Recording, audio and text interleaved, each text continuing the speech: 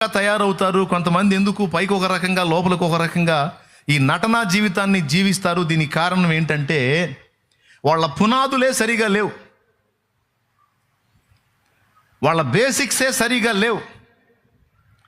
ఆ పునాదులు పాడైపోగా నీతిమంతులు ఏం చేయగలరని లేఖనంలో ఉన్నట్టు ఈ పునాదులే సరిగ్గా పడనప్పుడు ఇలాంటి వేషధారుల యొక్క పరిస్థితి ఏర్పడిద్ది అన్నమాట.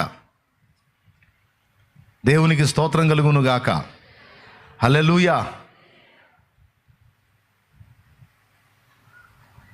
ఆ బేసిక్స్ ఏవైతే ఉంటాయో మూలాలు, ఆ మూలాలు తేడా పడ్డప్పుడు ఇలాంటి గుంపు తయారైద్ది, వేషధారుల గుంపు.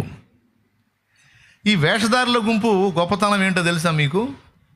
వాళ్ళు తేడా ఎందుకు చిరాకు వచ్చిద్దో చెబుతాను. వాళ్ళు ఎందుకు దేవునికి అంత కోపం వాళ్ళ మీద అంటే చెబుతాను నేను.